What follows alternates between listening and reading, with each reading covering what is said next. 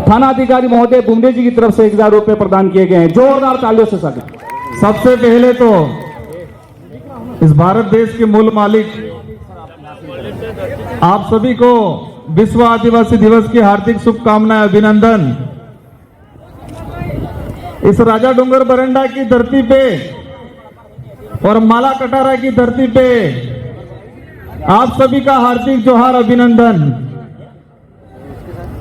आज इस अवसर पे जो अपने स्वाभिमान की लड़ाई के लिए, अपने हक अधिकार की लड़ाई के लिए, अपने आने वाली पीढ़ी की सुरक्षा के लिए इस माला कटारा की धरती पे जो विराजमान हैं, इन सभी भाइयों और बहनों को मेरी ओर से खूब खूब आभार और अभिनंदन। आज ये जो कार्यक्रम रखा गया है, ये विश्व आदिवासी दिवस जो 1994 के यूएनओ द्वारा घोषित किया गया था और इसके बाद से आज तक इसको मनाया जा रहा है। कई बार छोटे छोटे स्तर पे मनाया गया और डूंगरपुर जिले में बिल प्रदेश के क्षेत्र में ये आदिवासी परिवार की जो विचारधारा आई और इस विचारधारा के बाद पूरा आदिवासी समुदाय को जो अधिकारी बना हुआ था, कर्मचारी था, गरीब था, आम था, उसको भी विश्व आदिवासी दिवस को बारे में जानकारी मिली और पूरे जिले के अंदर, पूरे बिल प्रदेश के अंदर ये विश्व आदिवासी दिवस मनाया जा रहा है। आज का ये जो कार्यक्रम है, उस कार्यक्रम को देख के लग रहा है कि भारत देश का, पूरे देश का एक ऐतिहासिक कार्यक्रम डूंगरपुर जिले की धरती पे हो रहा है, ऐसा लग रहा है आज। यहां से केंद्र सरकार हो, राज्य सरकार हो, उन तक मैसेज पहुंचा रहे हैं कि ये भीड़ नहीं, ये भिड़ने वाले हैं। ये किराए पे लाए हुए लोग नहीं, स्वेच्छा से अपने खुद के पैसे से आए हुए लोग हैं।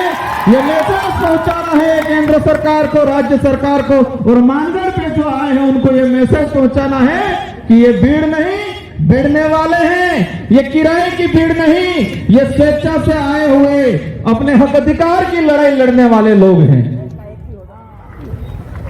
भाइयों, ये खुशी का दिन है, लेकिन साथ में एक दुख का भी दिन है, क्योंकि आज पूरे देश के अंदर आदिवासियों को प्रताड़ित किया जा रहा है, उनके साथ छुआछूत किया जा रहा है, उनके साथ कहीं न कहीं अन्याय किया जा रहा है। आप सभी को समझना पड़ेगा कि हम आज एकत्रित हो गए। एकत्रित होने के बाद हमने सांस्कृतिक कार्यक्रम देख लिए, वक्ताओं के भाषण सुन लिए, लेकिन आज सबको ठान के जाना है कि ये आदिवासी हमेशा बरकरार रहे और देश के अंदर किस कोने में कहां पर क्या हो रहा है।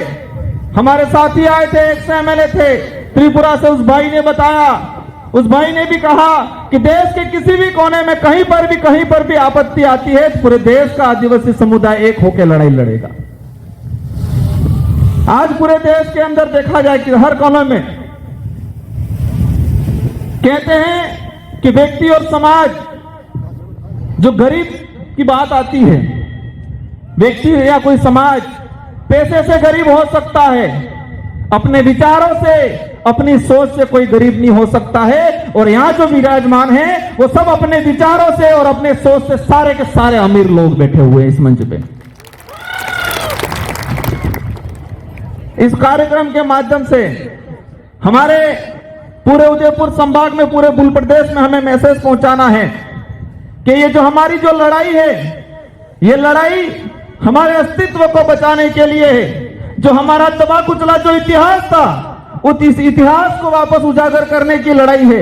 ये लड़ाई हमारे जो संस्कृति है, जो विलुप्त होती जा रही है, जो दूसरे लोगों के द्वारा हमारी संस्कृति पे जो अतिक्रमण किया जा रहा है। हम देखते जा रहे हैं हमारे पूर्वजों की जो विवाह पद्धति थी, हर किसी पद्धति पे हमारी जो परंपरा संस्कृति थी उस पर कलम चढ़ाने का कुछ लोगों के द्वारा काम किया जा रहा है। इस कार्यक्रम में अधिकतर युवा साथी हैं। इन युवा साथियों से आह्वान करना चाहूंगा कि आप देश का इतिहास उठा के देख लो।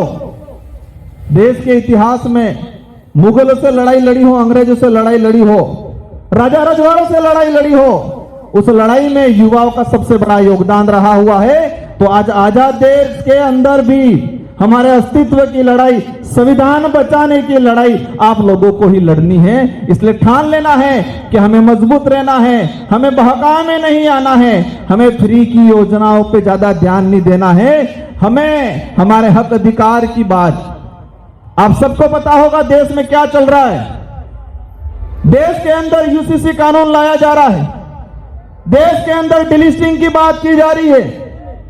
भारत देश के अंदर वर्तमान में वन सुरक्षा अधिनियम 2023 लाया गया और हमारे जो कमेटी बैठे हैं उन कमेटियों के लिए कहना चाहूंगा कि राजस्थान की सरकार एक विधेयक लाई, मृत सम्मान शरीर विधेयक। सुनने में बहुत बढ़िया लगता है और कहते हैं ये लोग कि गहलोत जी की सरकार जैसे मरी जाए ने भी सम्मान आलवानो कानून आणियो एम कहीं और हमारे भोली भाली बापड़ी जनता इन्हें बहकाम आ भी जाए।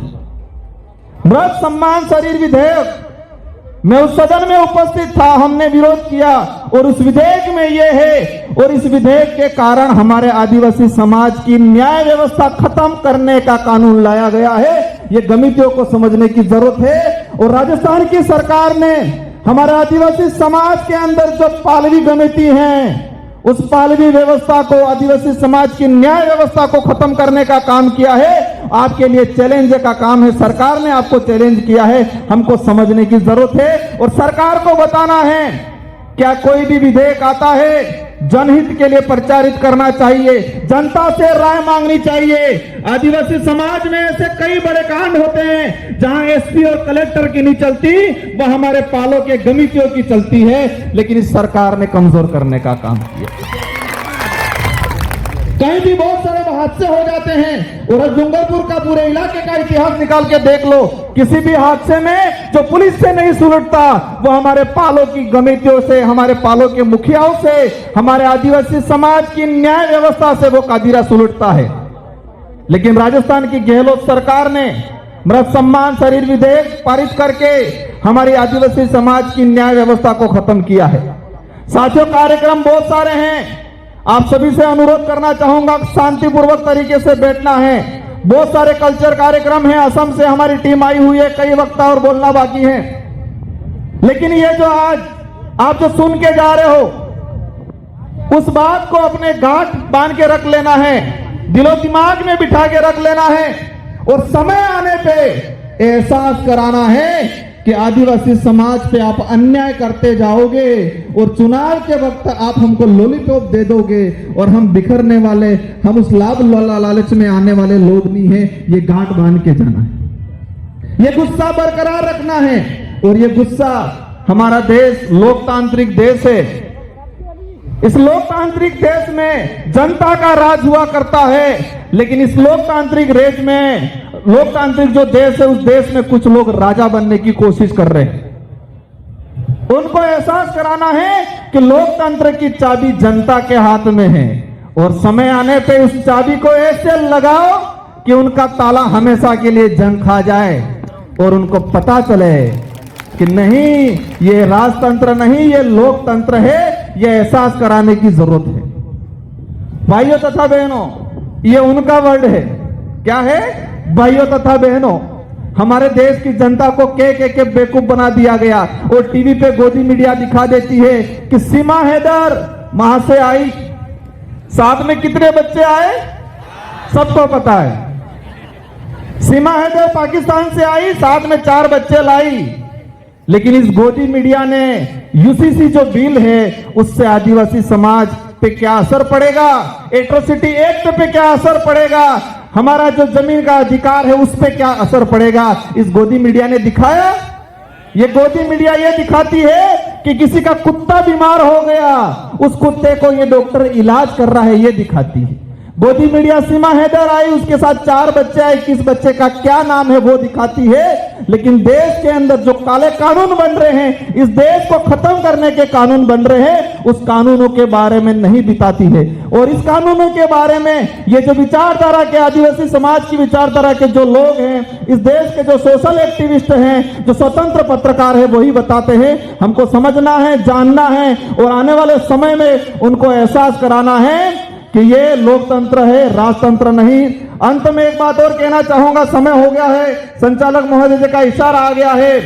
ये जो विश्व आदिवासी दिवस मनाया जा रहा है, इस विश्व आदिवासी दिवस की थीम है, ये जो आज जो मना रहे हैं उसकी एक थीम है, यूएनओ ने सेलेक्ट किया है, गाइडलाइन जो बनाई है कि आदिवासी समाज आत्मनिर्णय लेना सीखे, आत्मनिर्भर बने। और ये पूरे देश के अंदर हम एहसास करा रहे हैं कि यहां पर जो आए हैं वो आत्मनिर्णय लेके आए हैं, आत्मनिर्भर होके आए हैं। और मानगढ़ जो गए हैं वो परजीवी गए हैं, दूसरे के इशारे पे चलने वाले लोग गए हैं। और समय आने पे उनको भी एहसास होगा। अगर राजस्थान की सरकार, राहुल जी, ये विश्व आदिवासी दिवस मना रही है, मैं इस मंच के माध्यम से उनको कहना चाहूंगा, कम से कम ये जो विश्व आदिवासी दिवस है उस दिवस की थीम का तो ध्यान रखते आप लोग। इस दिवस की थीम क्या है, इस दिवस का उद्देश्य क्या है, अगर ये आपको पता होता तो राजनीतिक फायदा लेने के लिए वहां आदिवासियों को इकट्ठा करने का काम नहीं करते, उनको परजीवी नहीं बनाते। इन्हीं शब्दों के साथ आप सबको जय जोहार, जय आदिवासी, जय भील प्रदेश।